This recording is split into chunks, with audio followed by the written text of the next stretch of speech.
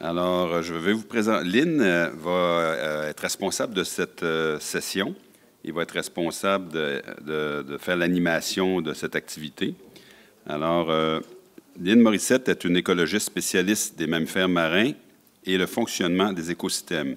Elle est professeure associée à l'Institut des sciences de la mer Rimouski et présidente directrice générale de M Expertise Marine, une firme de médiation environnementale titulaire. Elle est titulaire d'un doctorat en zoologie de l'Université de la Colombie-Britannique. Elle a effectué 2 post-doctorats. Elle travaille aussi à développer une notoriété et une expertise dans les interactions entre les mammifères marins et les pêcheries, ainsi qu'un vaste programme de recherche et d'innovation intitulé « Pêcheurs pour les baleines », une approche basée sur la coexistence.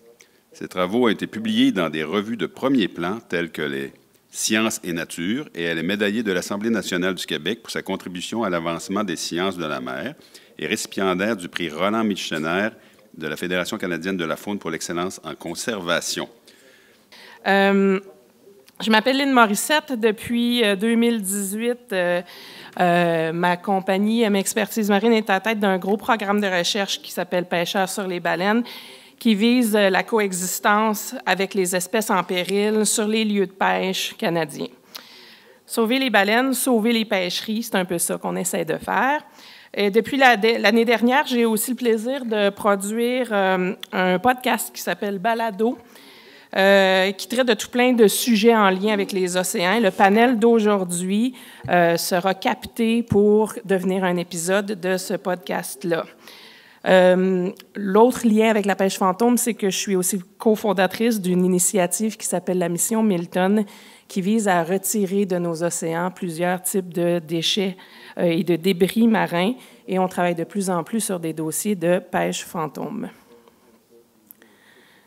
Donc, le terme pêche fantôme, avant de passer à nos panélistes, ce que je me suis promis de faire, c'est de vous faire un petit topo vulgarisé de ce que c'est la pêche fantôme. Donc, le terme pêche fantôme réfère à tout ce qui est engin de pêche, que ce soit un fil de pêche, un filet, un casier pour capturer du crabe ou du homard, tous ces engins-là qui sont abandonnés, perdus, endommagés ou rejetés dans l'océan. Donc, ça, c'est ce que c'est la pêche, les engins de pêche fantômes. Comment ça se retrouve là? Évidemment, des fois des tempêtes. Vous voyez ici ce qui se passe dans le nord du Pacifique avec la pêche au crabe. Ce pas toujours des conditions qui sont faciles. Ça fait même l'objet d'une série télé qui s'appelle Deadliest Catch. Donc, des tempêtes ou des accidents ou des bris ou encore de la négligence. C'est vraiment les façons dont les engins de pêche se retrouvent au fond de l'eau. Et évidemment, bien, quand c'est dans le fond de l'eau, c'est plus relié à son pêcheur. Donc, ça continue de pêcher sans qu'on puisse bénéficier de ce qui est capturé par l'engin de pêche. Et présentement, les engins de pêche fantômes, c'est la forme la plus dangereuse et la plus nocive de débris marins pour la faune marine, comme les oiseaux, les mammifères marins, les poissons, les tortues, les requins, j'en passe.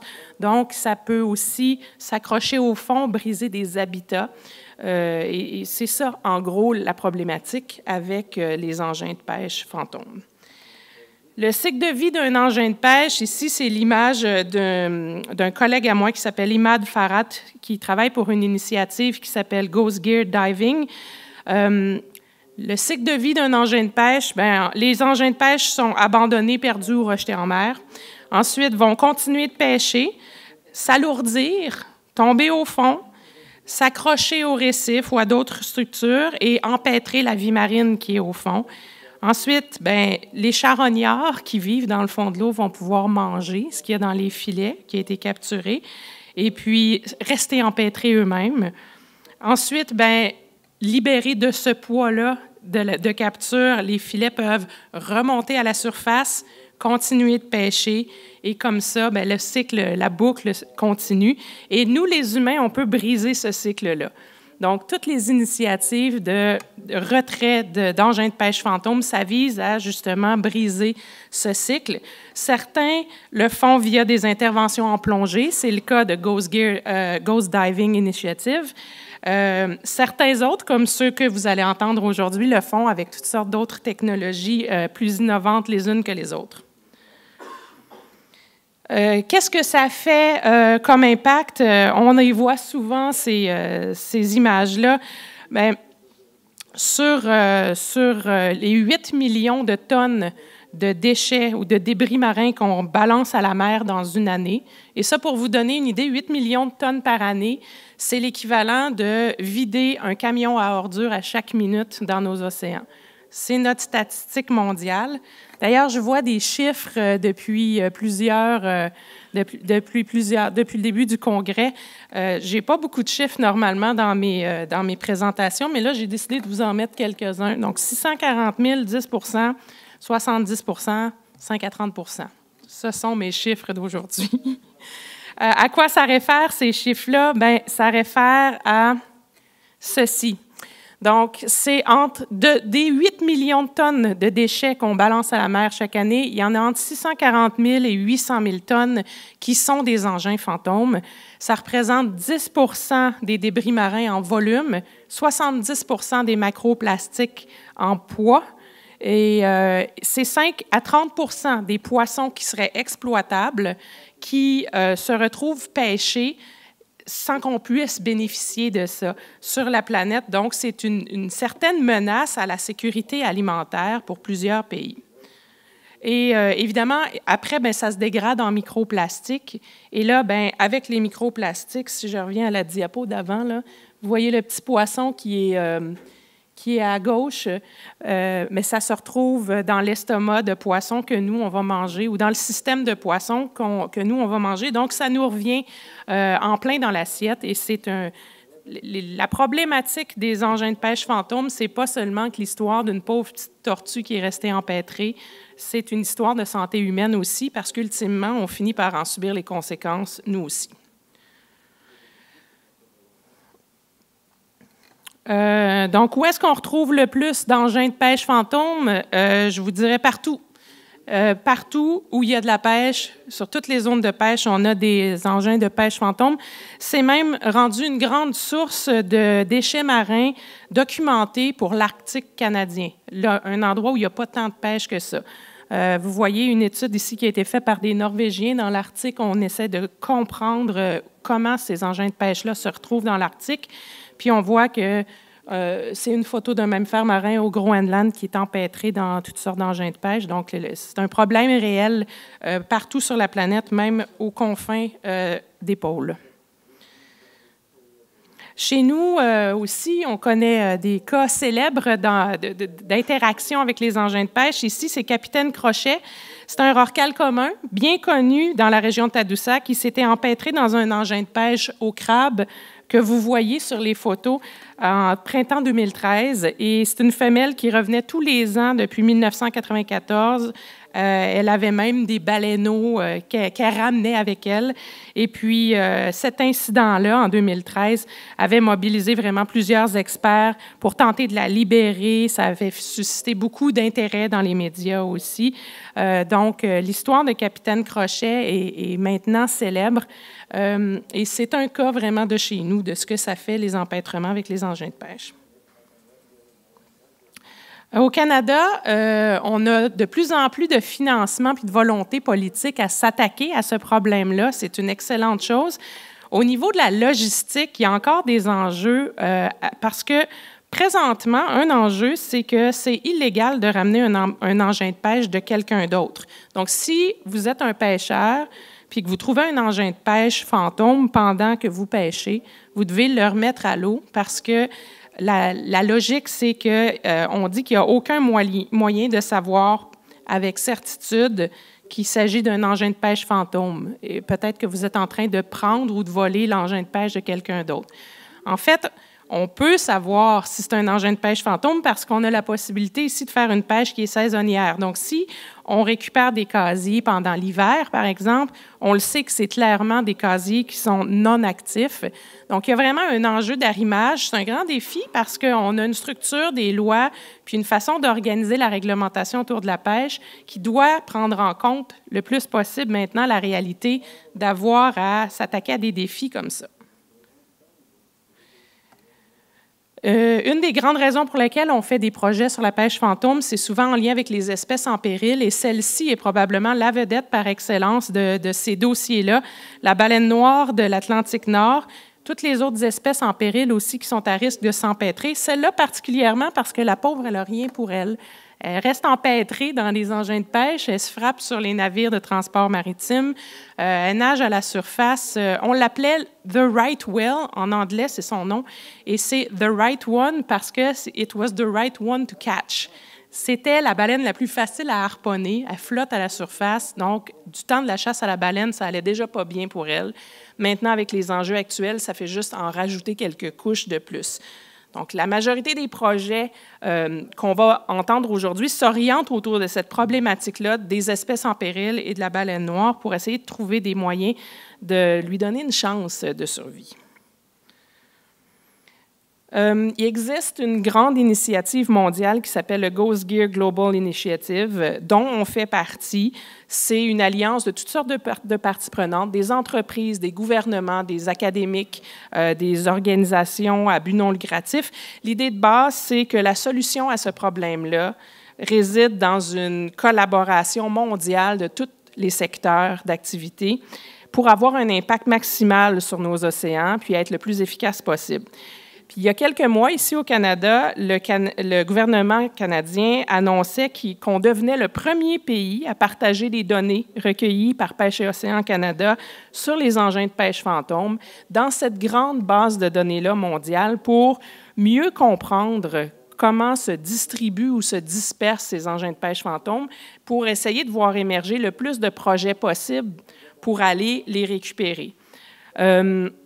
Donc, travailler sur l'interaction entre les mammifères marins et les pêcheries, je fais ça depuis longtemps. Je vous ai apporté à l'arrière un guide en anglais et en français, ils sont au bar là-bas, que vous pouvez prendre sur justement ce genre d'initiative qui vise à protéger les baleines tout en maintenant ou en maximisant les pêcheries. C'est vraiment dans ça, que ça s'insère aujourd'hui, la discussion qu'on va avoir. Et puis là, bien évidemment, si on revient à la chanson de tantôt, que vous n'êtes pas obligé de faire jouer à nouveau, monsieur le technicien, Who You Gonna Call? Bien, Who You Gonna Call, présentement, c'est ces trois experts-là. Donc, Marc-Olivier Massé, directeur et coordinateur de projet au Centre de recherche sur les milieux insulaires et maritimes, le CERMIM, qui est basé aux îles de la Madeleine. C'est un diplômé de l'UQAR en géographie spécialisé dans les environnements marins. Et depuis plus de 10 ans, il travaille dans la gestion, à la réalisation de projets innovants de recherche et de développement en contexte insulaire et maritime. Et il assure la coordination de projets de récupération d'engins fantômes avec des robots sous-marins télécommandés. Donc, c'est de ça dont il va nous parler. Jérôme Laurent, il est chercheur industriel en recherche appliquée dans le secteur des pêches maritimes et des technologies de l'environnement marin. Ses domaines d'expertise incluent l'efficacité énergétique, la création d'appâts alternatifs, les études d'impact. Il a une maîtrise en sciences et en gestion des ressources maritimes, un baccalauréat en sciences de biologie de l'Université du Québec à Rimouski. Et Guillaume Labbé-Morissette, il a étudié les mathématiques à l'Université de Montréal et le génie logiciel à l'Université du Québec à Montréal. Il a 15 ans d'expérience dans la gestion et le développement de solutions logicielles axées sur la recherche opérationnelle dans les secteurs médicaux, logistiques, manufacturiers, commercial et scientifiques. Et c'est ce que j'appelle le geek par excellence. Et puis, il travaille beaucoup en intelligence artificielle et les systèmes embarqués, la cybersécurité. Donc, c'est de ça dont il va nous parler aujourd'hui. La dernière chose que j'ai à vous dire, c'est que ce matin, je présentais un peu ce topo-là de la pêche fantôme à la chronique maritime que j'anime sur ici Radio-Canada Première, d'un océan à l'autre. Et j'ai demandé aux auditeurs s'ils avaient des questions pour vous. Vous trois. Donc, les questions qui vont suivre et vos questions vont faire partie du podcast qu'on va faire avec ce panel-là aujourd'hui. Et si vous voulez aller déjà écouter des podcasts là, en lien avec ça, on a Sylvain Lafrance d'Innovation maritime qui fait l'objet d'un podcast. On a aussi un panel du CIDCO qui a été diffusé il n'y a pas très longtemps. Et puis, Mathieu Saint-Pierre de la SODES, qui a aussi été l'un de mes invités. Donc, les balados sont sur toutes les plateformes de balado-diffusion. Ça s'écrit EAU, c'est un petit jeu de mots.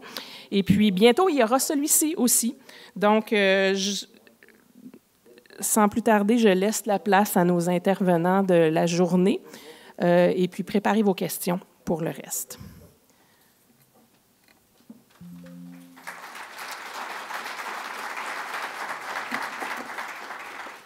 Puis, je pense que c'est Jérôme qui commence. Surprise!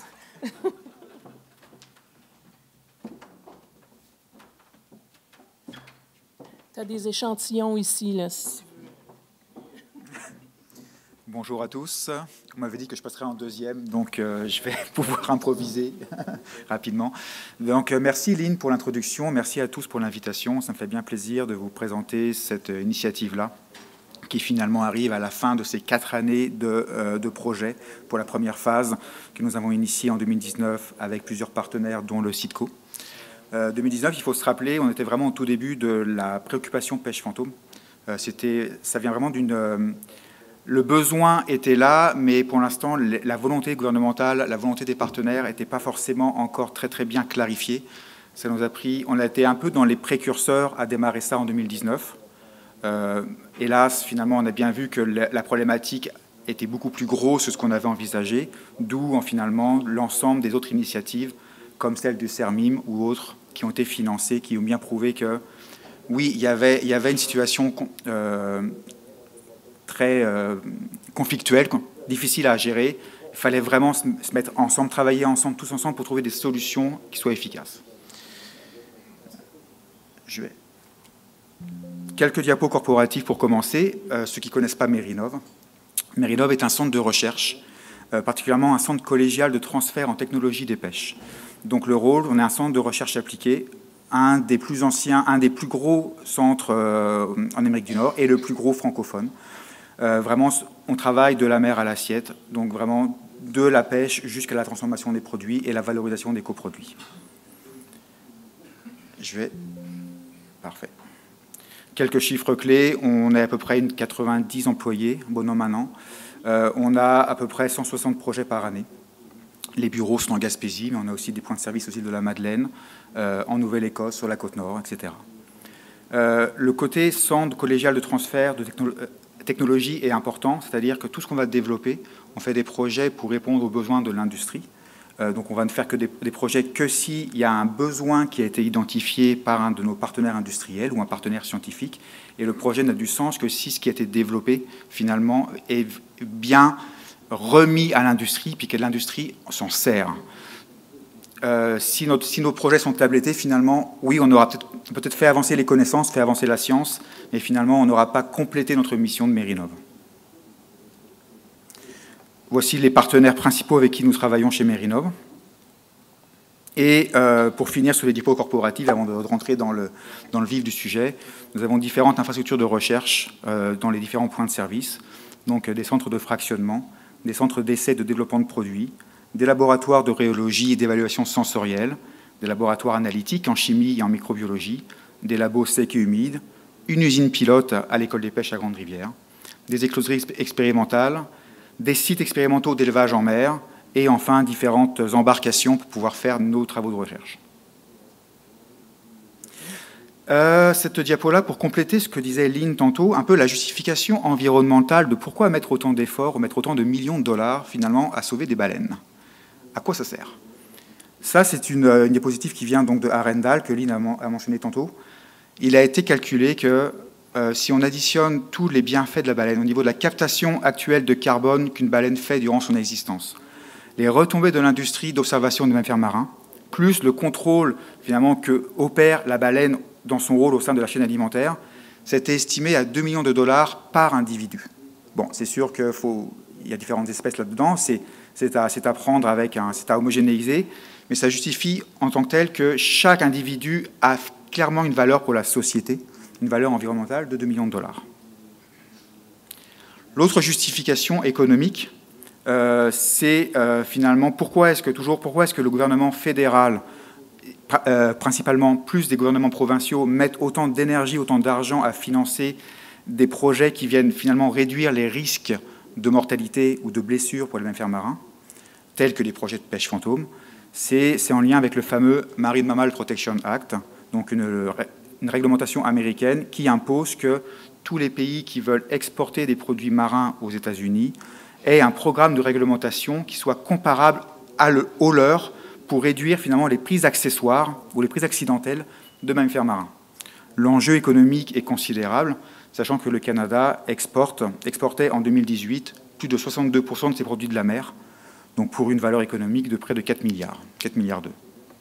Donc vraiment, si on veut pouvoir conserver ce marché-là, si le Canada veut pouvoir conserver son marché d'exportation, il doit prouver qu'il fait les efforts nécessaires pour diminuer l'impact de ses activités de pêche sur la faune et la flore, l'environnement, particulièrement les mammifères marins et particulièrement la baleine noire, qui est l'espèce qui nous occupe en ce moment.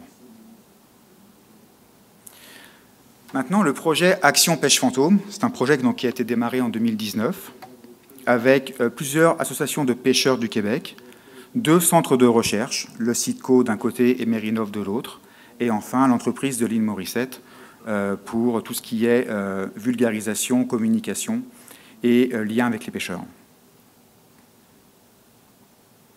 C'est un projet qui a vraiment été divisé en 2 objectifs principaux. Le premier, c'est de monter une campagne de récupération d'engins de pêche fantômes. Mais avant de la monter, on se revient, on est en 2019, il y avait assez peu d'initiatives comme ça sur des sites de pêche comme les pêches au crabe des neiges, donc des sites de pêche en profondeur, dans des conditions environnementales difficiles. Il fallait déjà développer les techniques de détection, qui soient innovantes et efficaces. Ça, c'était le mandat du CITCO. Et développer ensuite des engins de récupération qui, eux aussi, soient innovants et efficaces. Ça, c'était plus le mandat de Mérinov, toujours en partenariat avec l'industrie de la pêche. Et bien sûr, le deuxième volet, c'est nous, on n'avait pas la prétention de nettoyer les fonds marins, donc d'enlever tous les casiers abandonnés, qui, je rappelle aussi, sont estimés à peu près à plusieurs dizaines de milliers d'engins de pêche qui reposent sur les fonds marins dans le golfe du Saint-Laurent. C'est énorme.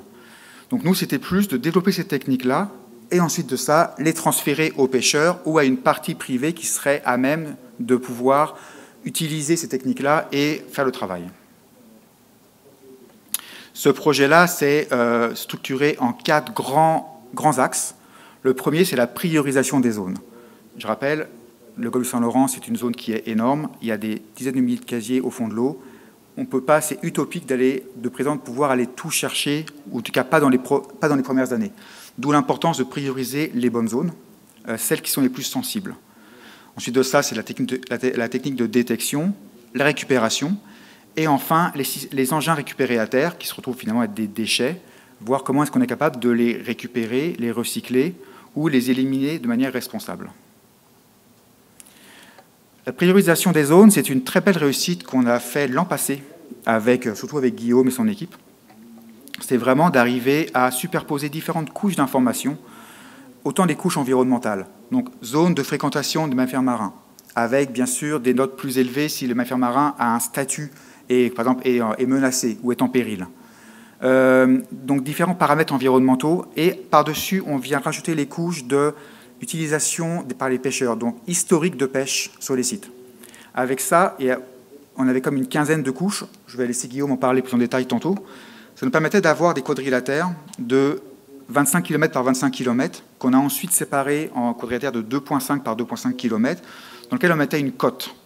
Et bien sûr, à ce moment-là, on a ciblé ceux qui avaient la cote la plus importante, qui se retrouvaient étaient vraiment ceux où il y avait non seulement une très haute activité de pêche, mais aussi présence de mammifères marins, surtout ceux en péril. Ce qui a malheureusement, on va le dire, justifié toute la pertinence de l'outil, c'est que l'outil nous a identifié des zones dans la baie de Gaspé, donc en dessous du parc Forion, des zones où on ne serait pas forcément allé initialement, parce que ce n'est pas des zones qu'on avait en tête. On y est allé. Non seulement on a récupéré beaucoup de casiers à crabe des neiges, mais on en a récupéré un vieux de 15 ans où il y avait encore un cadavre de baleine, de rorqual, qui était accroché au cordage. On ne sait pas si c'est pris là. Peut-être que la baleine s'est prise ailleurs et est venue mourir ici. On n'a pas cette information-là. Mais cet épisode qui est un peu dramatique et qu'on a peu diffusé dans les médias pour ne pas rajouter une couche au niveau des pêcheurs pour pas qu'ils se fassent de nouveau accuser de différentes choses. On l'a gardé pour nous, mais ça vient clairement justifier la pertinence d'un outil comme celui-ci. Pour le reste, j'ai assez parlé, puis je vais reparler tantôt. Je vais vous présenter une capsule vidéo de 6 minutes qui vient résumer finalement l'ensemble des 4 années du projet. Et ça va vous montrer aussi comment on a développé les systèmes de récupération, les systèmes de grappins qu'on a développés. Et puis on pourra en parler plus tard en discussion.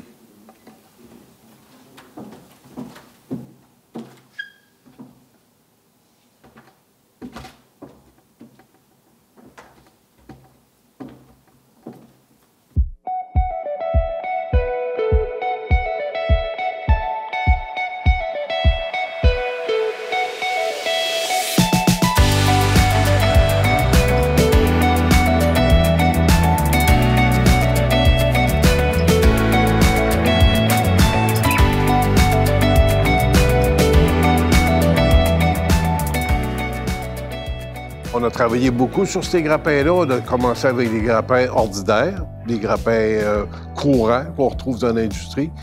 Ensuite, on a évolué tranquillement pour des grappins qui pouvaient saisir facilement le câble, qui pouvaient flotter entre deux eaux qui étaient sur le fond, puis donner une forme au grappin où le câble se coinçait dedans plutôt que de glisser.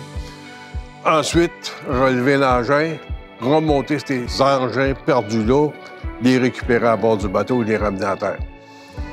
Principalement, l'idée du grappin circulaire, c'est de limiter les impacts sur le fond, plutôt que d'avoir un grappin qui est traînant, où on peut le traîner sur des longues distances, l'impact sur le fond est beaucoup plus fort. C'est une forme de pollution marine là, qui constitue l'un des débris les plus nocifs qui sont présents dans nos océans. Elle peut être mortelle pour les poissons, les mammifères marins et d'autres formes de vie marine.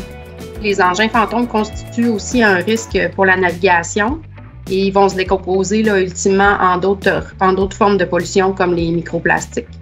La plupart des engins récupérés là, étaient des casiers qui provenaient de la pêche au homard ou au crabe, mais aussi là, nos partenaires ont pu récupérer des filets, des palanques, des cordages, aussi des engins abandonnés provenant de sites aquacoles non opérationnels. Ces déclarations de perte d'engins-là nous aident à quantifier l'ampleur de la perte d'engins dans les eaux canadiennes. Elles nous aident aussi en nous fournissant des données qui sont plus exactes sur les zones où les pertes d'engins sont plus fréquentes et les causes les plus communes de perte d'engins, qui ultimement, là, ça nous permet de déterminer des zones prioritaires pour les projets de récupération d'engins fantômes.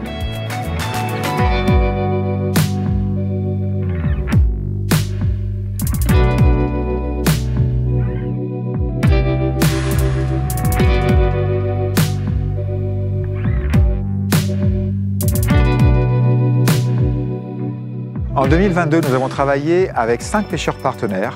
À bord de leur bateau, nos équipes ont fait près de 21 journées de sortie en mer pour un total de 78 heures d'efforts de récupération. Lors de ces sorties-là, nous avons récupéré près de 1900 mètres de cordage accrochés au casier perdu. Cette donnée-là est importante parce que le cordage accroché au casier, c'est ce qui représente la plus grande menace d'empêtrement pour les mammifères marins. Parmi ces casiers, nous en avons récupéré des casiers très récents, perdus même durant la saison précédente, et des casiers vieux d'une quinzaine d'années. Ce dernier casier-là avait près de 130 mètres de cordage encore accroché. Et par-dessus tout, il y avait une carcasse de baleine en décomposition qui était accrochée au cordage. L'autre bilan que nous pouvons faire, c'est de faire vraiment de la recherche collaborative. Premièrement, avec les pêcheurs qui, eux, savent très bien comment utiliser ces systèmes-là de récupération, mettre à profit vraiment leur expérience de pêche. Aussi, s'entourer d'experts capables vraiment d'utiliser des systèmes perfectionnés de détection pour aller localiser donc, les engins de pêche perdus. En fait, le but de cette mission, c'est de trouver les casiers de crabes ou bien toute épave qui nuit à la vie des mammifères comme les baleines et tout ça. On va donc filmer ou cartographier le fond marin pour avoir les obstacles ou bien les casiers déjà perdus, les casiers des crabes. Dans cette mission de pêche fantôme, j'utilise un équipement qui s'appelle Side Scan Sonar ou un scanner latéral, balayage latéral du fond marin. Cet équipement fait l'imagerie du fond de sorte que s'il y a des objets sur le fond, s'il y a des épaves, des casiers de crabes, des filets qui sont laissés sur le fond, on peut le voir sur les images qui sont aussi géoréférencées par position GPS. La récupération d'engins de pêche fantômes, c'est vraiment, ça s'associe à chercher une aiguille dans une meule de foin. Et là, à ce moment-là, toute l'importance de bien prioriser ces zones de recherche. Aller rechercher des engins de pêche perdus dans l'ensemble du golfe du Saint-Laurent, c'est un défi qui est énorme. À ce moment-là, c'est pertinent d'aller cibler des zones prioritaires qui sont fréquentées par les mammifères marins et qui sont aussi des zones de pêche historiques. À ce moment-là, on va aller d'abord cibler ces zones-là, prioritairement, pour tout de suite enlever finalement la menace dans les zones qui sont fréquentées par les baleines noires et autres mammifères marins. Nous, avec les capsules vidéo, l'objectif était de démontrer aux pêcheurs, vous le voyez, vous avez des collègues qui l'utilisent, vous allez pouvoir l'utiliser facilement pour récupérer vous-même des engins de pêche perdus. Parce que nous, je le rappelle, le mandat de Mérinov, c'est de faire du transfert technologique. On n'est pas là pour faire de la business, on n'est pas là pour vendre des équipements. L'idée est de transférer à l'industrie, dans ce cas-ci, les pêcheurs, les équipements appropriés qui leur permettront de répondre à l'objectif de récupérer des engins de pêche fantômes et aussi répondre à l'objectif qui est d'avoir un équipement qui est facile d'utilisation pour les pêcheurs et qui ne va pas changer leur dynamique et leurs habitudes de pêche. Le bilan que nous pouvons tirer de ce projet-là, c'est premièrement l'importance de continuer à faire des efforts pour aller rechercher les engins de pêche perdus au fond de la mer. Un, ils représentent une menace concrète pour les mammifères marins. Et deux, le défi technologique, le défi technique est colossal pour aller localiser et ensuite de ça récupérer.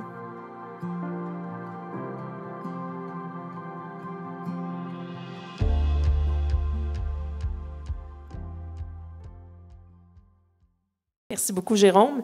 Maintenant, j'inviterai Marc-Olivier à venir du CERMIM à venir présenter l'autre innovation qui a été faite de son côté pour les engins de pêche fantômes. Gardez vos questions pour après.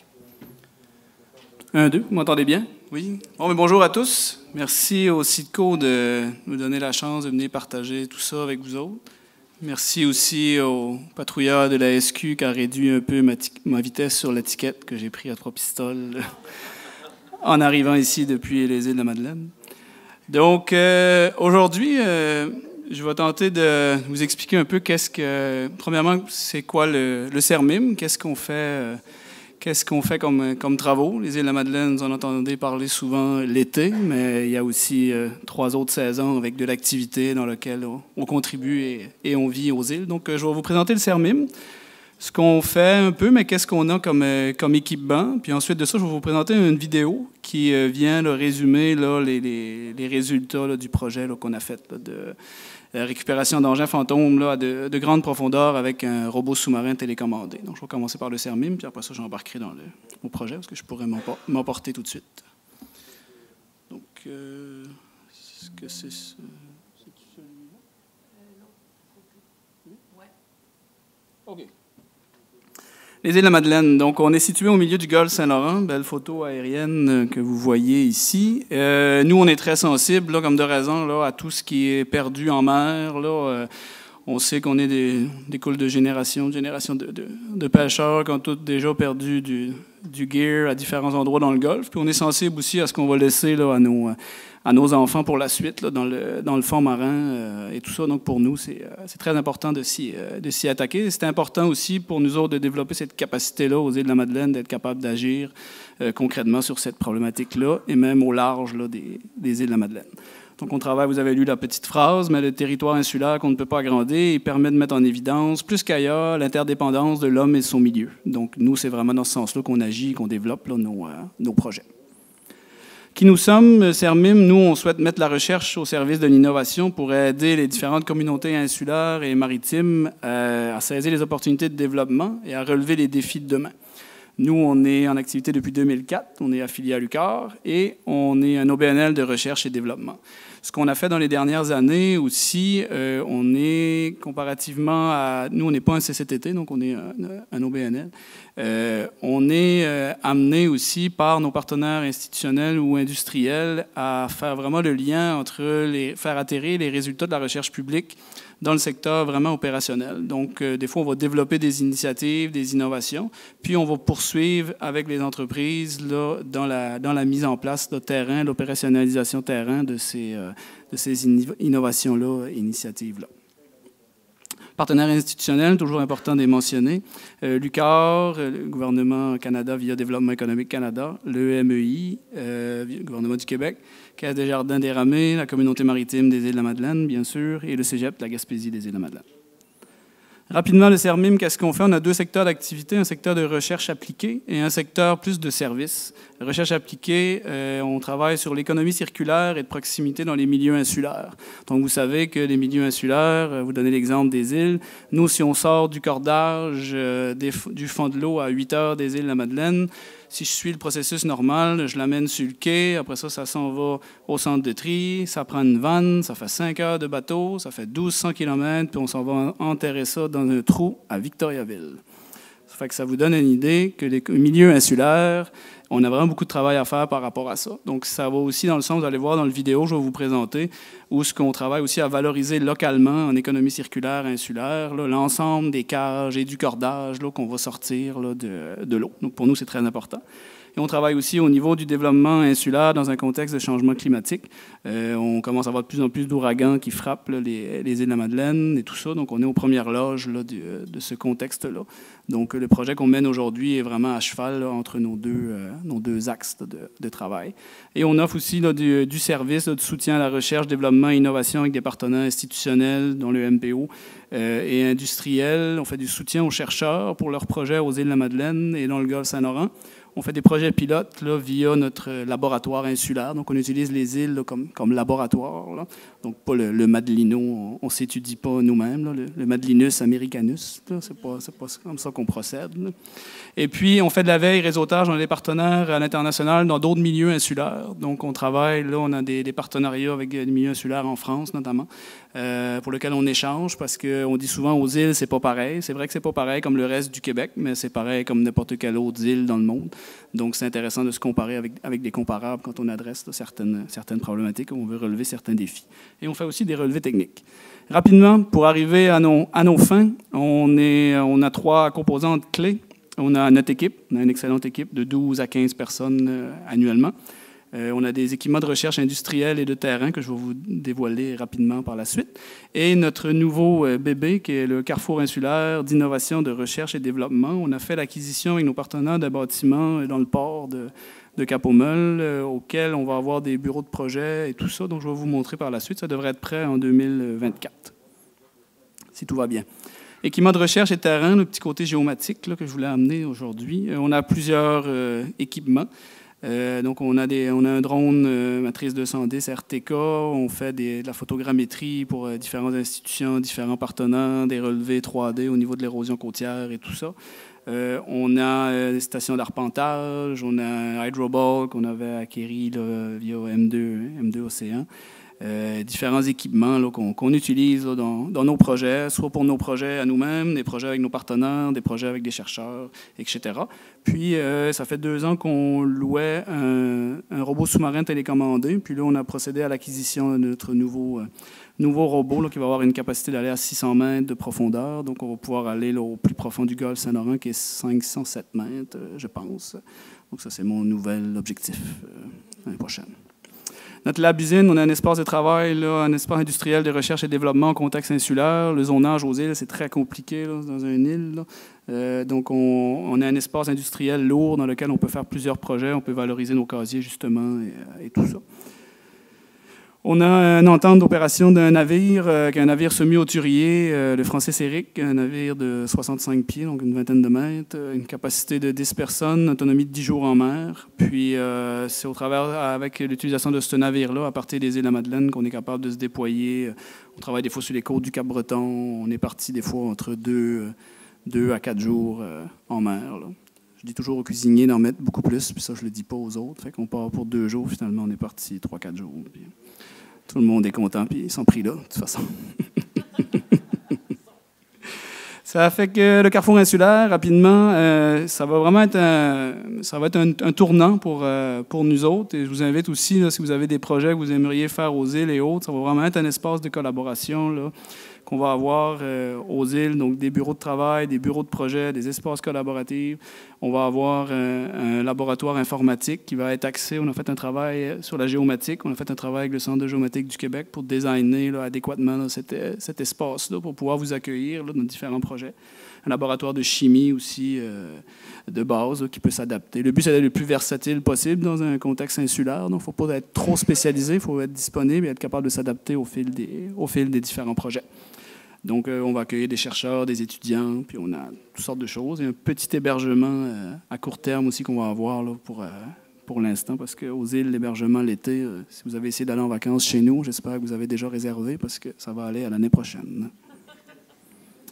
Et quand on réunit l'ensemble des composants du CERMIM que je vous ai montré ici, pour atteindre les objectifs avec nos partenaires, je vais vous montrer l'exemple du projet Loreva. Nous, on est des gens de résultats, d'opération. Donc, on aime amener les choses à un niveau opérationnel et que ça fonctionne.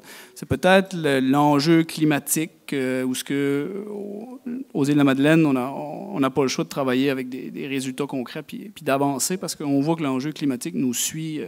Puis quand on est frappé par l'ouragan Fiona, on comprend que c'est pas quelque chose qui s'en vient, on est déjà dedans. Donc, ça fait partie un peu de la culture de l'organisation là, d'arriver là, à des résultats, puis nos partenaires apprécient ça grandement.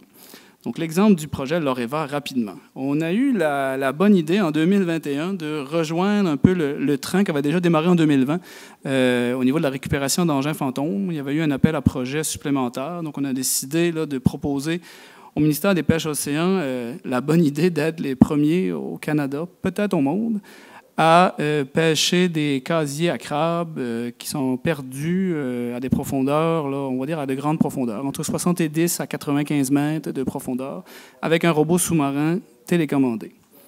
Donc, une fois qu'on a dit ça, tout le monde est d'accord que c'est une bonne idée, mais comment est-ce que tu fais ça? Ça, c'est une autre bonne question. La seule information qu'on avait au départ, en plus de vous dire qu'on était les seuls à avoir, peut-être être assez fous pour décider de faire ça, on avait ce que vous voyez à l'écran comme information. Les données de cages perdues par les pêcheurs au ministère des Pêches Océans. Donc, dans les conditions de permis, un pêcheur, quand ça perd une cage, juste pour pêcherie 101, j'ai-tu encore une minute pour faire une pêcherie 101? Pêcherie 101. Sur une cage à crabe ou n'importe quelle cage, le MPO, il appose une petite tag sur le côté de la cage, puis c'est relié à un numéro de pêcheur, une zone, etc. Et OK, parfait. Et lorsque vous perdez votre cage à crabe, vous devez appeler au MPO, puis aller dans un logiciel en ligne du MPO, puis déclarer que vous avez perdu cette cage-là.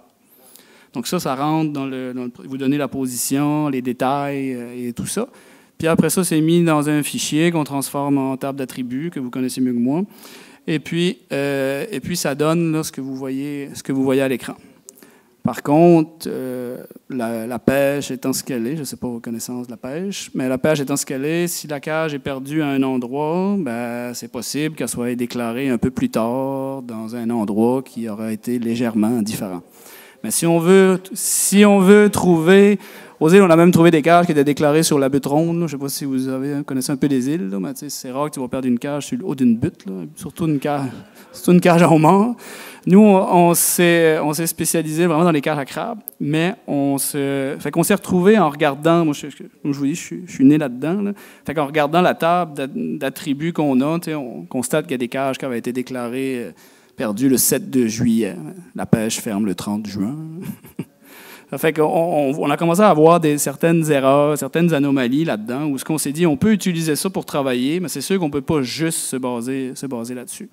Ça fait qu'on a développé une technique aussi, un protocole là, de localisation avec un side scan pour localiser les cages dans les secteurs. Ça, ce que ça indique seulement, c'est les secteurs de forte concentration de cages, mais il ne faut pas prendre ça pour du cash. Donc, j'ai assez parlé. Je vais vous laisser, c'est pas quelque chose je peux vous l'expliquer, mais il n'y a rien comme vous amener avec moi dans l'aventure et vous amener sous l'eau. C'est notre deuxième vidéo qu'on sort. On en a sorti un l'année passée pour ce qu'on avait fait pour la portion 2021. Puis là, on vient tout juste de compléter là, notre vidéo qui explique qu'est-ce qu'on a fait là, en 2022 avec un petit rappel de 2021. Cette vidéo-là va être en ligne là, d'ici 2 à 3 semaines. On a un partenaire basé à Nanaimo, sur l'île de Vancouver, avec lequel on travaille ce projet-là, qui est Seymour Marine, qui est un manufacturier de robots sous-marins télécommandés. Fait qu'on va sortir ce vidéo-là ensemble, là, anglais-français, sur nos différentes plateformes d'ici à peu près 2 semaines. Donc, vous êtes le premier public là, à voir là, cette version-là du vidéo. Fait que disponible pour les questions par la suite. Puis, je vous remercie beaucoup.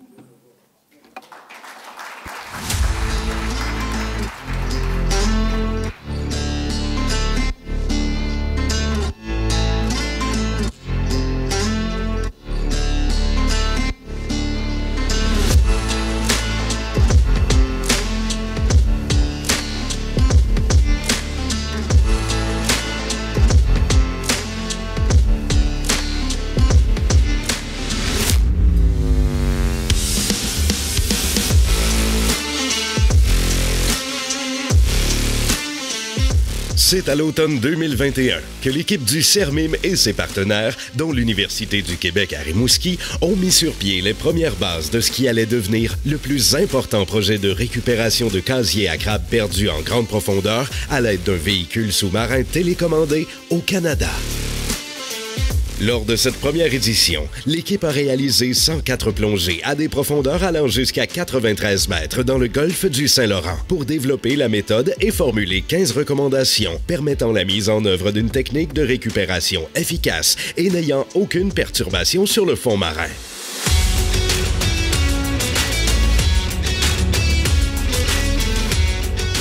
C'est dans l'esprit de développer un savoir-faire canadien et insulaire dans le domaine que le CERMIM et Pêcherie FJL se sont associés à Seymour Marine, basé sur l'île de Vancouver, pour réaliser le projet l'Oreva 2022.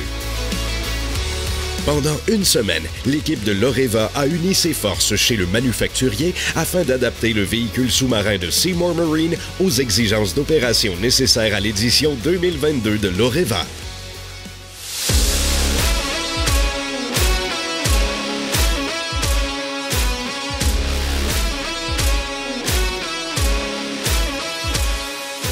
Plusieurs tests en mer ont été réalisés pour arriver à répondre aux recommandations issues de la première saison et réussir l'opération complexe que représente la récupération de casiers fantômes à grande profondeur avec un véhicule sous-marin.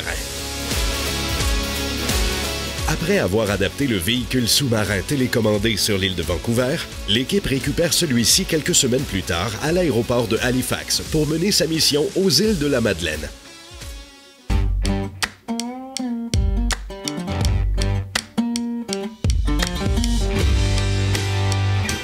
C'est au Lab Usine du CERMIM que l'équipe prépare la mission et construit notamment une salle de contrôle du véhicule sous-marin complètement adaptée aux opérations sous-marines du projet l'Oreva 2022. C'est avec un protocole optimisé à tous les niveaux et de nouveaux équipements que le 12 septembre 2022, l'équipe reprend la mer afin de poursuivre le travail amorcé 12 mois auparavant. Le 13 septembre, au lever du soleil, sur un casier fantôme localisé à près de 90 mètres de profondeur dans la zone 12F, l'équipe entame la première plongée avec sa technique améliorée, découlant des recommandations de 2021 et des essais réalisés sur l'île de Vancouver.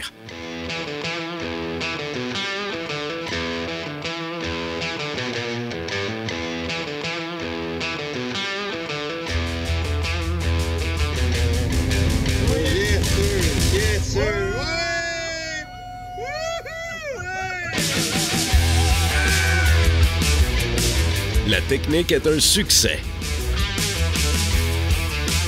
L'équipe met donc le cap sur les positions où se trouvent les multiples casiers perdus par les pêcheurs. Du 13 septembre au 4 novembre, l'équipe a sillonné le golfe du Saint-Laurent à partir des îles de la Madeleine en y effectuant plus de 140 plongées à la recherche des engins de pêche fantômes dans différents secteurs. C'est dans un contexte de progression constante de l'efficacité de la technique et de l'équipe en place que la saison 2022 s'est déroulée.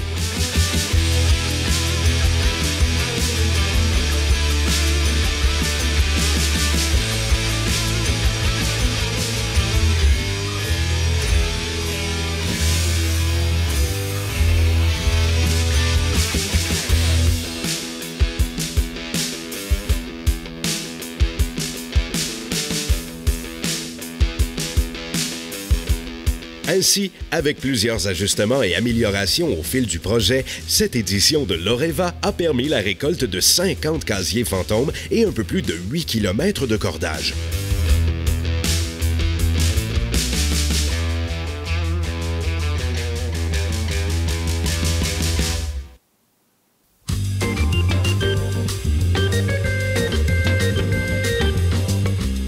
Au total, le véhicule sous-marin a passé plus de 50 heures dans les profondeurs du golfe du Saint-Laurent.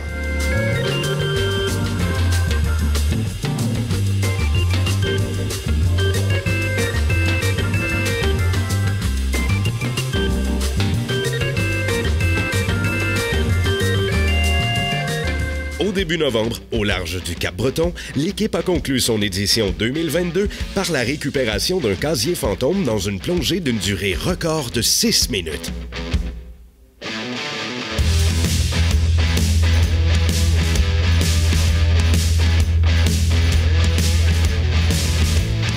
C'est donc avec le sentiment du devoir accompli que les activités en mer de cette édition se sont terminées.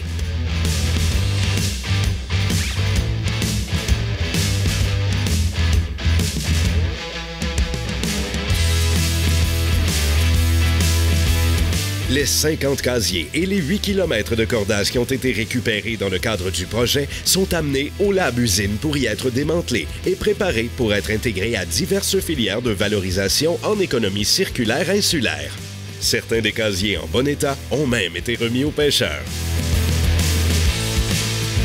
Continuez de suivre l'évolution de ce projet alors que l'Oreva 2023 est déjà confirmé.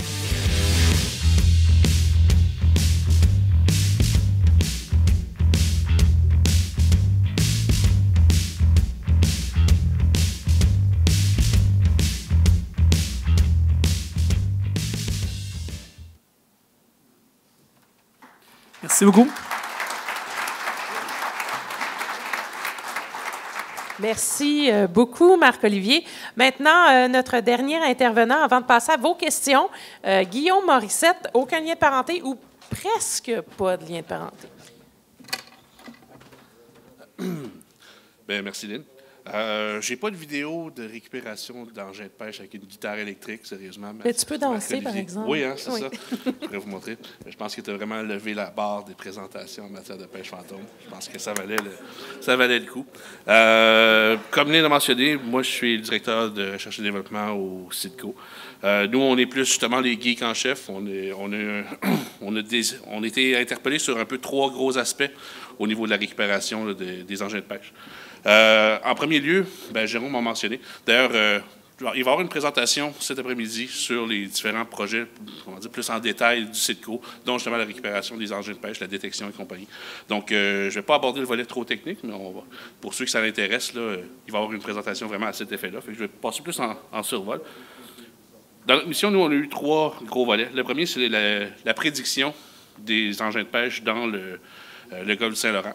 Comme Jérôme a mentionné, le golfe du Saint-Laurent, c'est excessivement grand. Il y a très peu d'informations qui est disponible par rapport à la distribution des engins de pêche. Comme Marc-Olivier l'a dit, il y a des enjeux au niveau de la qualité des données. Donc, où aller, comment y aller, est un des grands enjeux là, qui est important au niveau de la récupération. Donc, nous, ce qu'on a conçu, on a conçu des algorithmes pour essayer de trouver où est-ce qu'il fallait aller. On a divisé le golfe en division là, de une journée de levée. Donc, des zones d'environ 2,5 km² sur lesquelles on pouvait aller faire une journée de mission. Donc, en prenant ces différentes journées de levée-là, pour vous donner une idée, là, on parle de plusieurs siècles de travail si on fait toutes ces zones-là. Donc, il faut vraiment prioriser ces zones-là. Donc, pour arriver à un système de priorisation, on a mergé différentes zones. Donc, on a pris plusieurs couches de données, donc grâce aux bases de données du MPO, au niveau de la bathymétrie, au niveau des casiers perdus, des casiers retrouvés. Ce qu'il faut dire ici, c'est qu'il y a tout un gros travail de traitement de données, à savoir que, bon, on a des bases de données de casiers perdus, on a des bases de casiers récupérés. Il faut apparier l'un et l'autre, trouver une zone de consensus entre ces bases de données-là pour dire, OK, voici le portrait de la situation.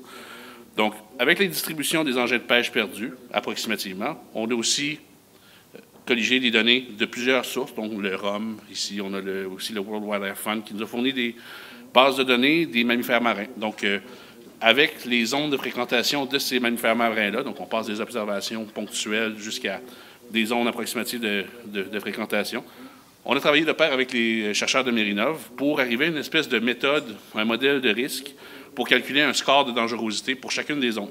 Donc, sur les centaines de milliers de zones qu'on avait divisées le Golfe, ben, on a été capable d'identifier des différentes zones. Donc, grâce à ces zones priorisées, on était en mesure de cibler des opérations dans certaines zones stratégiques, dont justement la baie de Gaspé, qui a permis de mettre à jour le fait que, bon, il y avait des zones qu'on ne pensait pas dangereuses, et que les gens de Mérinov ont été, se sont trouvés à trouver des baleines mortes. Donc, l'algorithme avait très bien prédit ce genre de risque-là. Par contre, notre culture, notre legs collectif ne pensait pas que ces zones-là étaient dangereuses. Donc, ces algorithmes-là faisaient partie un peu du premier volet du mandat du CITCO. Le deuxième volet, c'était au niveau de la détection. Donc, dans les zones où on savait qu'il y avait des dangers, on a envoyé une équipe, vous avez vu Munang là, dans les vidéos, qui opère un appareil qui est le SideScan, donc le sonar à balayage latéral, pour justement produire des images à haute résolution là, du fond marin, puis un peu regarder qu'est-ce qui se retrouve. À cet effet-là, ça a permis d'expérimenter différentes technologies, de trouver les différents paramètres optimaux, parce que, comme les collègues l'ont mentionné, on parle quand même de profondeurs qui sont de l'ordre de 100-120 mètres d'eau. Donc, quand même très, très profond là, comme zone. Donc, avec ces données-là en main, on a amorcé un petit peu le troisième volet de notre mandat, à savoir, OK, détecter des engins de pêche dans des images acoustiques, c'est un problème qui est quand même très difficile. Ça prend du personnel qui est formé en la matière, puis on s'entend que dans 120 mètres d'eau, un casier de crabe, une roche ou un pneu, c'est pas mal la même chose. Donc, à ce niveau-là, ça prend quand même une certaine finesse au niveau de l'analyse des images acoustiques. Puis c'est à cet effet-là qu'on a utilisé des algorithmes d'apprentissage profond puis de vision par ordinateur pour justement mieux détecter, mieux cartographier, mieux géoréférencer ces images-là. Pour ceux que ça intéresse, on va en parler cet après-midi.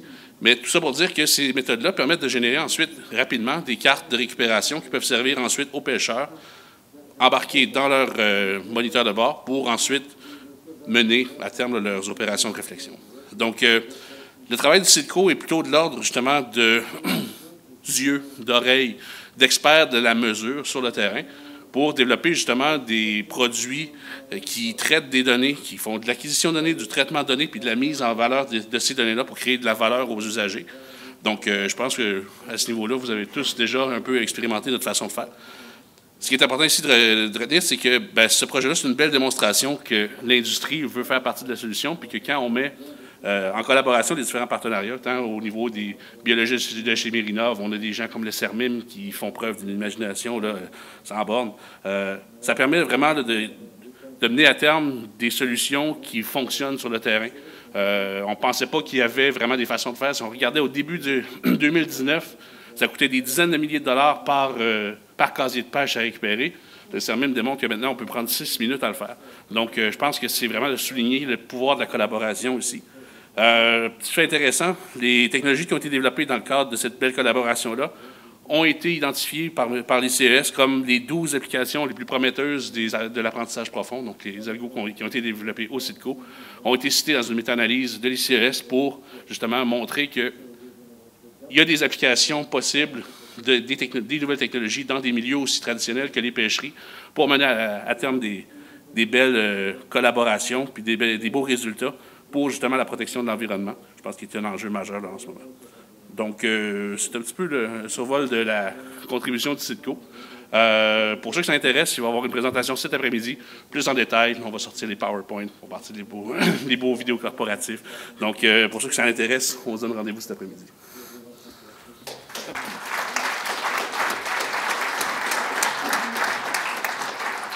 Merci beaucoup, Guillaume. Là, c'est le temps de passer aux questions, les vôtres, mais d'abord, quelques questions que j'ai reçues depuis hier sur cet enjeu-là de pêche fantôme.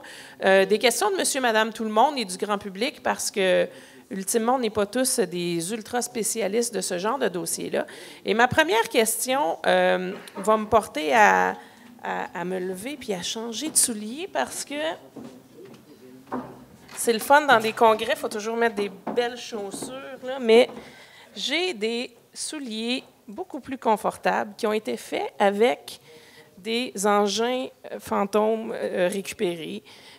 Alors, je change de soulier. Ma question est, qu'est-ce qu'on fait avec ça un coup qu'on les a récupérés, ces engins de pêche? On en a vu un petit extrait dans la vidéo de Marc-Olivier, mais quelqu'un sur des idées ou qu'est-ce qu'on peut faire avec ça un coup que ça a été récupéré?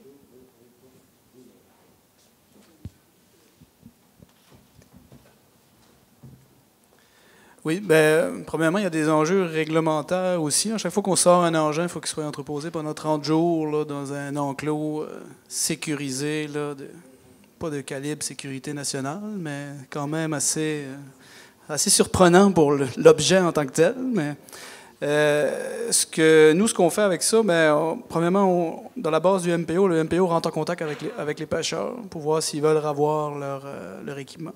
Donc, c'est ce qui est intéressant que nous, on les ramène aux îles. Fait que les pêcheurs des îles sont intéressés. C'est sûr que les pêcheurs du Cap-Breton, de la Gaspésie, ça vaut pas le coup.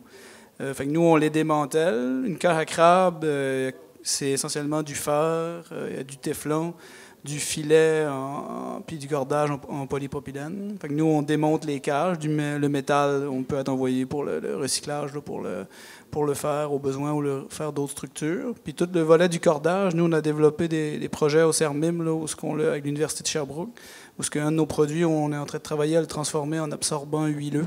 Parce que le polypropylène, ça absorbe l'huile, mais ça absorbe pas l'eau. Donc, c'est intéressant d'être dans des cales de navire. Puis, on a un projet qui s'en vient pour l'année prochaine avec des extrudeuses, puis tout ça pour transformer là, le cordage là, en matériaux de construction là, composite. Là, parce qu'encore une fois, le milieu insulaire, ben, ça coûte une fortune, les coûts de construction de matériaux. Donc, on en profite pour transformer notre défi en opportunité. Là.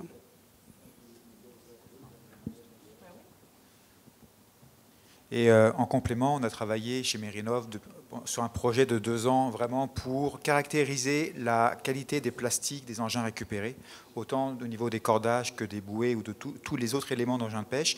Et on a inclus ce qui est récupéré de la mer, donc des engins fantômes, et aussi des engins en fin de vie utile qui sont finalement jetés par les pêcheurs parce qu'ils sont plus bons pour la pêche et qu'on va retrouver sur le territoire terrestre. Et les données sont vraiment intéressantes. Souvent, les cordages ou les bouées, on garde leur qualité mécanique quasiment intacte. Oui, il y a tout l'enjeu du nettoyage qui est un enjeu considérable, surtout s'ils ont séjourné des années dans l'eau. Mais au-delà de ça, la qualité du plastique en tant que tel, là on parle de polypropylène, de polyéthylène, de nylon. Souvent, on peut vraiment, avec un travail de transformation, d'extrusion, refaire des granules et éventuellement même refaire du cordage avec ça. Et d'après les spécialistes avec qui on a travaillé, les centres de recherche, on pourrait utiliser un cordage puis le recycler 4-5 fois avant qu'il perde ses propriétés mécaniques. Donc, on pourrait garder un cordage près de 100 ans, étant donné qu'un cordage dure à peu près 10 à 15 ans dans la pêche. Ça, c'est la bonne nouvelle. La mauvaise, c'est que tout ça, ça a un coût considérable de nettoyage des éléments, de transformation. Les coûts de transport sont énormes en région. Donc, oui, ça coûte... Actuellement, ça coûterait trop cher, mais plus on va travailler dessus, à trouver des solutions qui soient économiquement viables, qui soient locales, et plus ça va être intéressant. Puis bien sûr, il y a toute la réutilisation locale qui est à privilégier.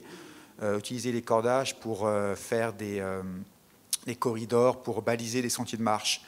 Aux îles, ils utilisent des casiers à crabes à homards pour fixer les dunes, boucher les brèches anthropiques, par exemple. Donc toutes ces initiatives-là doivent être privilégiées. Puis des idées comme les beaux souliers que Lynn porte en ce moment, l'intérêt de ça, c'est que c'est porteur d'un message. Ça a vraiment au niveau conscientisation, communication. C'est peut-être du greenwashing pour certaines entreprises commerciales, mais ça reste que ça fait parler de la problématique dans le monde. Oui, je n'ai aucune commandite à... Une autre question.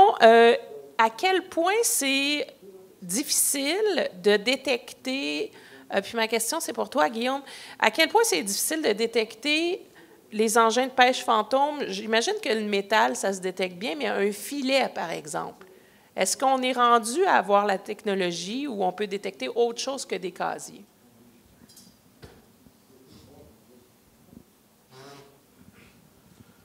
Oui, la détection des engins de pêche est quand même un gros problème, là, à savoir que, bon, au CITCO, on a mis sur pied 2 générations d'algorithmes. La première génération d'algorithmes, justement, adressait deux problématiques, à savoir que, bon, on n'avait pas de base de données préexistante, d'imagerie, de casiers de pêche assez grande pour entraîner un modèle d'intelligence artificielle basée sur des signatures. Donc, à ce niveau-là, il y avait un premier enjeu. Donc, on a développé une première génération d'algorithmes qui ne dépend pas justement de signatures, mais qui imitait un petit peu la façon dont l'œil humain détecte des objets dans des informations visuelles. Donc, la première génération d'algorithmes qui a fait l'objet d'une publication dans le Journal of Ocean Technology permettait justement de détecter des objets qui n'avaient pas de signature précise, dont justement des cordages, des filets ou des choses qui sont visuellement pas toujours pareilles.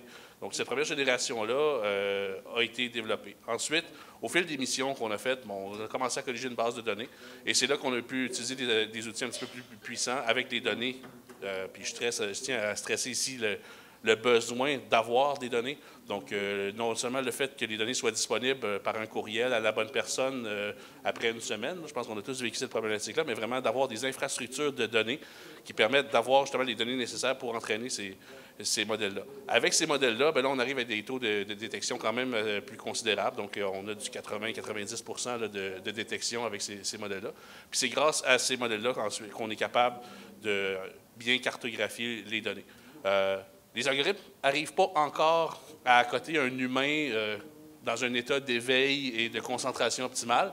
Par contre, ce qu'il faut réaliser ici, c'est que quelqu'un qui regarde défiler une image acoustique pendant 8 heures de temps perd de son acuité assez rapidement. Donc, à ce niveau-là, les algorithmes, eux autres, ne se fatiguent jamais. Donc, il y a vraiment une opportunité ici pour ce genre de technologie-là. Donc, c'est quand même un problème difficile, mais je pense justement avec la collaboration, avec les bonnes infrastructures de données, on a la technologie pour les aborder, puis je pense que ça devient un problème qui devient de plus en plus facile. Tu as de faire du pouce là-dessus. Nous autres, de notre côté, j'ai mis dans le vidéo, là, on arrive à une séquence sur une roche. C'était pas juste pour vous faire rire, c'était aussi pour vous sensibiliser à l'enjeu que Guillaume parle. Des fois, quand on arrive, où ce que nous, il faut qu'on tienne le side scan à peu près 20 mètres là, du fond parce qu'on ne veut pas qu'il se fasse pogner dans les cordages. Ça nous est arrivé 2 fois quand même. Là, où des fois, il y a 2 casiers à crabe qui sont reliés ensemble par un cordage, qui sont attachés ensemble au fil du temps. Fait que là, si tu passes avec le side scan en dessous de ça, ben là, tu restes pris là, puis c'est dangereux sur les équipements dont vous connaissez la valeur. Donc, ça devient risqué. Fait des fois, on va arriver sur des roches où on n'aura pas le choix d'aller voir, puis finalement, c'est une roche en forme de casier à crabe. Ce qu'on s'est aperçu, ce qui est intéressant d'aller avec un robot sur des targets comme ça, c'est qu'on est capable de faire un lien visuellement entre qu'est-ce qu'on a vu sur l'imagerie side-scan puis ce qu'on voit pour vrai dans le fond de l'eau. Si jamais c'est des choses qui vous intéressent, vous me direz, il me fera plaisir de vous partager là, des vidéos. Des fois, on exemple des casiers à l'envers qu'on a vus, des casiers à l'envers quand on parlait avec d'autres équipes qui faisaient du side-scan, qui ne sont pas Guillaume et Laurent. Jérôme. J'avais Jérémy en tête, mais ça me semble que ce n'est pas ça. Excusez-moi. Mais, donc, on arrivait sur des casiers qui étaient virés à l'envers. Au début, on pensait que c'était une roche, parce que c'était un peu plus gros que le cercle habituel. Finalement, c'était un casier qui était à l'envers. Fait qu'on avait amené une équipe, la Nouvelle-Écosse, avec nous autres à bord. Puis où ce qu'on avait passé par-dessus, justement, des casiers à l'envers. Les autres, ils disaient, non, nous autres, ça, c'est pas des casiers. Non, je te dis que c'est un casier. Là. On a été dessus, puis finalement, on vient de bord, on plonge, puis c'est un casier. Donc, des fois, c'était une roche, là. On ne réussit pas à chaque fois. Là. Pas si bon que ça, quand même. Mais ça nous a permis quand même d'arriver là, sur des... Fait que c'est vraiment un défi, puis c'est là où je pense que nous, on aurait tout intérêt là, à partager là, ces images-là pour être capable de croiser, justement, là, pour aider la confirmation. Parce que quand on y va par le chalut, ben avec le chalut, tu vas ramasser ce qu'il y a dans le fond, mais tu pourras pas savoir si la cage était virée à l'envers, si elle était à côté d'une roche ou des choses comme ça. J'ai le goût de prendre le temps qui reste pour passer vos questions. Est-ce que dans la salle, on a des questions sur... oui, plein.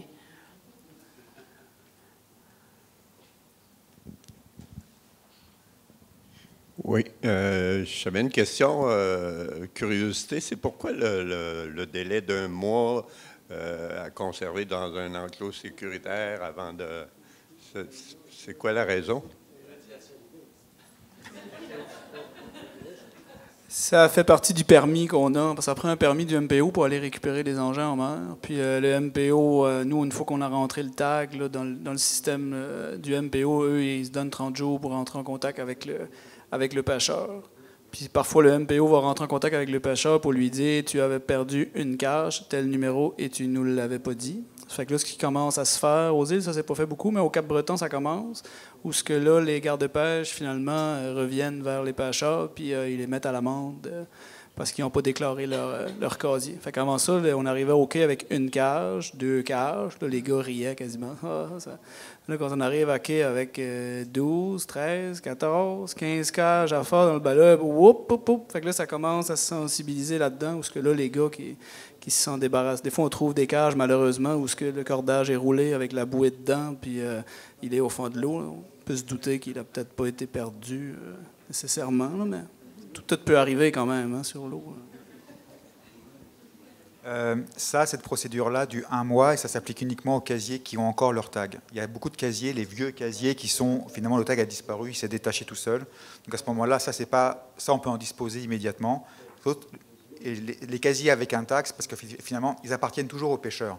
Donc le pêcheur a le droit de premier refus, finalement, pour accepter de récupérer son casier s'il est en bon état ou de le redonner. Donc c'est vraiment une procédure, puis c'est des lieux sécurisés, et des lieux en région comme ça, c'est toujours un aria de trouver un endroit que le MPO va valider, où on irait finalement déplacer les casiers. Cette année, nous, on a pu stocker nos casiers sur nos camions ou nos installations et les emmener une fois par semaine sur le sécurisé, en espérant de ne pas avoir à s'arrimer avec les services d'une compagnie de garde ou la police qui surveillerait le déplacement. Là. Mais c'était beaucoup de tractation.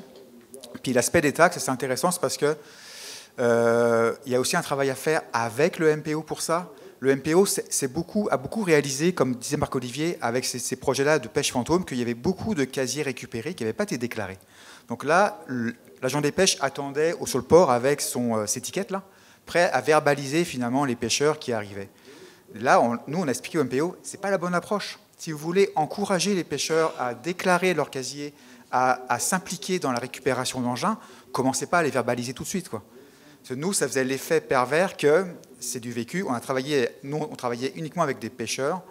On allait ramasser un casier, il y avait un tag dessus, on se tournait de bord pour prendre des notes, on se tournait et le tag avait disparu.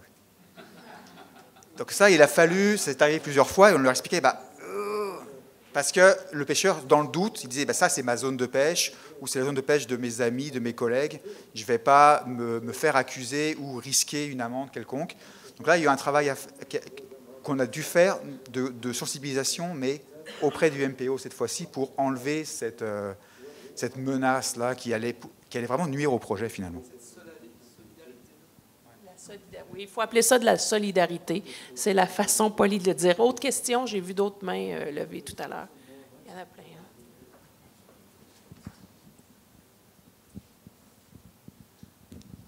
Bonjour, vous faites vos opérations un rayon de combien de kilomètres autour des îles? Puis vous estimez à combien de casiers dans ce rayon-là?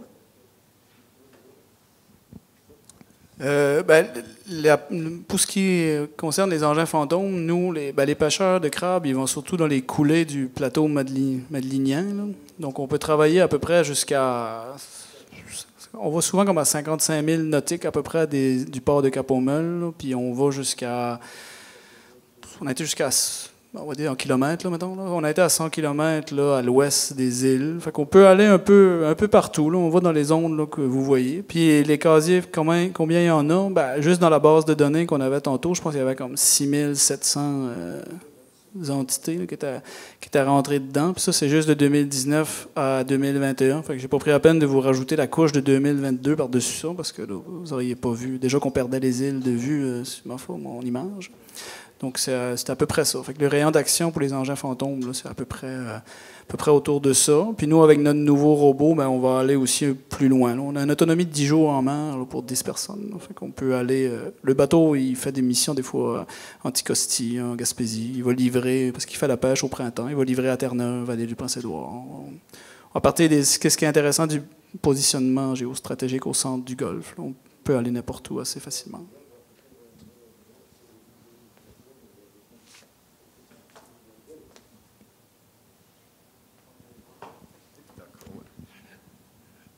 Super intéressant, mais la quantité de casiers perdus, c'est faramineux. Puis je ne sais pas si vous avez estimé le pourcentage qui n'est pas déclaré, mais c'est très bien de faire des recherches pour travailler à les récupérer, mais est-ce qu'on s'est penché sur des recherches pour...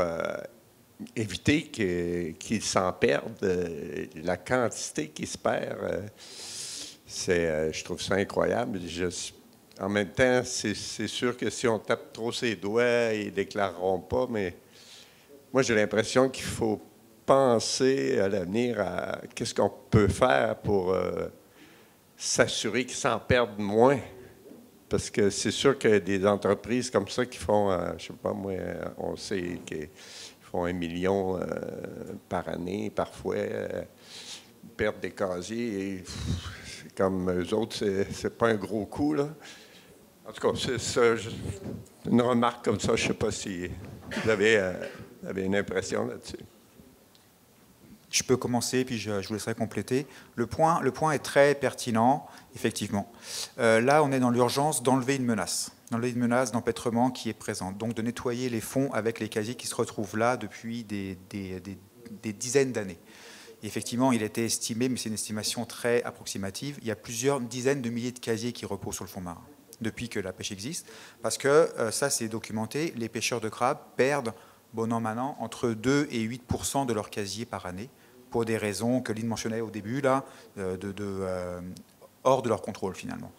Sachant que les gros pêcheurs de crabes, ceux qui ont des gros quotas, ont plus de 200 casiers, faites le calcul, par année, c'est considérable.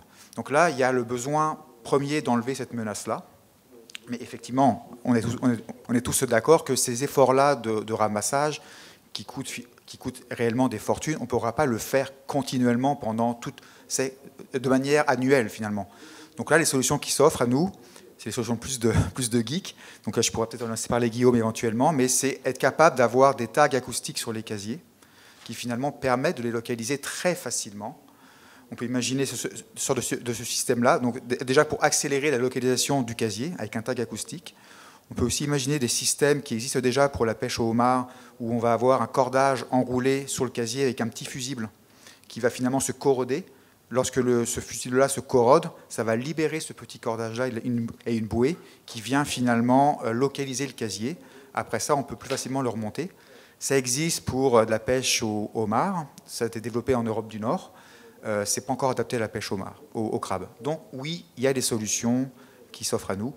Puis on peut aussi parler des biomatériaux. Donc avoir des casiers qui sont faits en matériaux biosourcés, qui sont finalement biodégradables au bout d'une certaine quantité de temps d'immersion. Ça, Mérina avait beaucoup plus dans ce volet-là que nous, mais moi, je peux témoigner qu'il y a quand même beaucoup de conflits d'usage aussi dans le golfe Saint-Laurent en lien avec la marine marchande. Nous, on a travaillé beaucoup dans la zone 12F, là, fait qu'on est comme à une trentaine de milles nautiques là, en arrière des îles de la Madeleine, si vous connaissez le secteur, Roches-aux-Oiseaux et tout ça. Donc, on est en arrière de tout ça. Fait qu'on est en plein dans la voie là, des navires marchands. Fait qu'il y a un conflit d'usage là entre les pêcheurs de la zone 12F puis les navires. Fait qu'on retrouve beaucoup de cordages là, qui ont été coupés là, tout proche de la bouée par un hélice de bateau. Il y a beaucoup de cargos dans le secteur. Puis nous, on travaille, on est identifié comme navire de travail, puis on est obligé de les appeler, sinon ils nous passeraient sur le dos. Là. Fait que j'imagine que pour une bouée, là, c'est sûr qu'il ne doit pas changer son cap, certain. Là. Ça fait qu'on a retrouvé des casiers dans le fond. Là. Il y en a un, entre autres. On a remonté la cage, puis après ça, on a remonté le cordage, mais il était comme anormalement pesant dans un tas. Puis quand on a déballé le cordage, il y avait une zinc plate de cargo, là, à peu près ça ici de long, dedans. Fait que, sans être un grand enquêteur du BST, on peut se douter que le cordage a pogné dans le zinc plate du cargo, puis au fil du temps de se faire traîner à terre, au lieu d'être le cordage qui a cassé, c'est le zinc plate qui a arraché.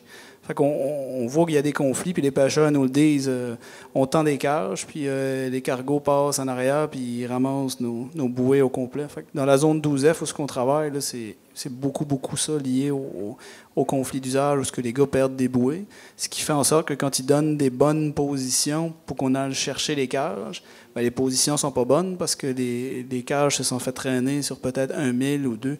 Nous, on dit aux pêcheurs, on est rendu à un point dans notre technique où ce que si on est à une marge d'erreur de 50 à 100 mètres à peu près de où est-ce que tu l'as perdu, là, on va la trouver. Là. On a rajouté des équipements de sonore sur le robot. Ça fait que même que la position n'est pas si précise, on le localise au side scan en passant. Puis après, on n'utilise pas du SBL. On a juste eu des problèmes avec ça quand on a fait ça. Ça fait qu'on travaille au layback seulement. Ça nous donne à peu près 5 à 10 mètres d'offset, ce qui est vraiment parfait. Fait qu'on descend, puis le sonore, lui, on voit la cage d'un rayon d'à peu près 80 mètres du robot. Fait qu'on s'en va dessus direct, puis on la sort. Ça fait que je pense en travaillant avec les gars, puis les gars, désolé mesdames, c'est beaucoup majoritairement des hommes, avec les équipages, on va dire ça comme ça, on les sensibilise à dire, les gars, si tu veux, je te ramène ta cage. Si tu en paies à 10 par année, puis que ça vaut 1500 pièces la cage, c'est une quinzaine de mille, pareil, qu'on va pouvoir te ramener. Fait qu'on les sensibilise comme ça. Fait qu'on s'attend à ce que l'année prochaine, les positions soient beaucoup plus précises là, par les équipages. Là. Est-ce qu'on a le temps pour une dernière?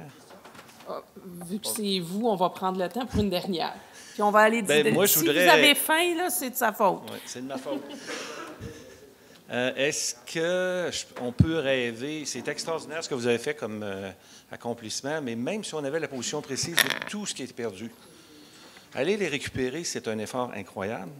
Est-ce qu'on peut rêver qu'un véhicule autonome sous-marin pourrait, avec des positions, aller les récupérer sans l'interaction humaine ou c'est utopique? Tu veux-tu commencer à répondre? Oui, tu vas finir, parfait. C'est une excellente question. C'est sûr que ça va avec la capacité de chargement du navire. T'sais, nous, quand on a mis une vingtaine de cages à bord là-dedans, avec le cordage, on peut mettre 100 000 livres sur le pont là, de poids, là. Mais le bateau vient. Puis la grande complexité de la technique qu'on a, c'est là où l'humain est encore nécessaire, c'est qu'on est dans les sols qui est, je dirais pas assez fou pour faire ça, mais un ROV, c'est pas fait pour plonger avec 2 cordages. Lui, il a son ombilical normal qui amène la puissance, puis tout ça. Normalement, c'est pas fait pour descendre avec 2 cordages dans la colonne d'eau. Puis nous autres, pour monter un casier, ça nous prend minimalement un cordage d'à peu près 108 là, pour être sûr qu'il tienne. Fait que là, on a une immense traction. Ça fait de la résistance avec le robot et tout ça. Fait que, à ce stade-ci, des fois, on se mêle, puis après ça, il faut se démêler. Puis, c'est sûr, quand tu es mêlé avec une machine comme ça, une coupe de 100 000 $ au bout du fil, c'est sûr que l'intelligence artificielle, mais peut-être que Guillaume va répondre qu'il a déjà développé ça puis qu'on va l'essayer l'année prochaine. Là, ça, c'est possible. Là. Il y a des gens du MPO, si vous avez du budget, là, on peut faire bien des choses. Mais non, écoutez, c'est certain que au niveau autonome, on a quand même des belles avancées qu'on a faites, surtout même dans le cadre de ce projet-là. Au niveau de la détection, on a vu brièvement dans les vidéos les différents véhicules là, qui sont développés au CITCO. D'ailleurs, je vous invite à aller voir notre kiosque où il y en a au moins 2. Là. Donc, c'est possible d'automatiser une grosse partie. Je pense qu'une chose qui est importante, puis mon collègue Marc-Olivier le dit, c'est que ça ne remplacera jamais l'être humain. Je pense que l'intelligence artificielle, les véhicules autonomes, etc., sont des multiplicateurs de force. Ça permet d'enlever les tâches qui sont, moins le fun. Donc, ça permet de recentrer, si vous voulez, le travail sur ce qui rend vraiment un expert, vraiment de mettre l'humain au centre de la dynamique. Donc, oui, je pense que les véhicules autonomes sont vraiment une des façons qu'on va pouvoir, justement, multiplier les efforts, parce que, bon, j'en ai parlé tout à l'heure, Le problème, il est de taille. Si on met toutes les zones du golfe du Saint-Laurent, de bout à bout, on a pour à peu près 3 siècles de travail. Si on fait ça tous les jours, 7 jours par semaine. Donc, c'est un travail qui est impensable en ce moment. Par contre, je pense que justement, on voit là, dans les avancées qui se font que si on met la main à la pâte, si on collabore, si on partage nos données, si on développe des expertises comme on le fait, au rythme où on le fait, puis qu'on a le support nécessaire là, au niveau de la recherche, bien, on est capable d'améliorer ce processus-là. Puis je pense que c'est vraiment ça l'élément important ici, c'est vraiment de souligner la belle collaboration, autant au niveau académique que de l'industrie, parce que je pense que justement, l'industrie a vraiment sa place dans la solution, puis elle est prête à faire partie de la solution aussi. Donc, moi, je vois ça de très bon œil, puis je suis vraiment toujours choyé de venir faire le suivi avec mes collègues là-dessus. Bien. Peut-être faire juste un mini pouce sur ce qu'il disait. Nous, ce qu'on vise, c'est plutôt d'optimiser des opérations où on pourrait, les scénarios idéaux, là, on pourrait éventuellement avoir, mettons, le sitco qui localise parfaitement les targets dans une zone. Nous, on s'en vient avec le robot, on tag, parce que ce qu'on a développé l'année passée aussi, c'est que maintenant, on clip sur un cordage, puis si on veut, on est capable de laisser la bouée à l'eau. Fait que si on est capable de le faire dans 6 à 10 minutes, mettons, on va dire 15. Là, mais après ça, nous, on serait capable de toutes les clipper, puis c'est possible pour nous autres plutôt que les remonter, parce que remonter la carte à bord, ça va prendre 30 minutes, il faut tout documenter, etc. On pourrait penser à avoir 2, 3 bateaux en arrière de nous autres, qu'eux autres, ils récupèrent des casiers. Nous autres, on avance, puis on a 2, 3 équipes de robots. Nous, on roule 24 heures sur 24. Après ça, Guillaume, lui, il est en avant, il nous dit où ils sont, on les ramasse, tac, tac, tac, tac, tac, tac, tac. Fait que c'est un peu plus dans ce sens-là, là, où fait que là, les pêcheurs commencent à nous demander, justement, pour embarquer dans nos projets. Fait que là, on peut penser d'aller plutôt vers quelque chose comme ça, que optimiser ça. Là. J'adore ton idée, puis je pense qu'on peut aller dîner là-dessus. Oui. Bien, merci à nos 3 panélistes. Je pense que Guillaume t'a vraiment donné le ton à ce que je voulais donner comme conclusion. C'est un privilège de travailler en collaboration avec des gens de toutes sortes d'horizons différents. Puis, c'est important de ne pas oublier les pêcheurs qui sont, depuis le départ, ultra impliqués dans ce genre de projet-là. Et il était à peu près temps qu'on les voit comme des alliés et non pas comme seulement la source d'un problème. Donc, merci pour ce que vous faites. Bon dîner à tout le monde.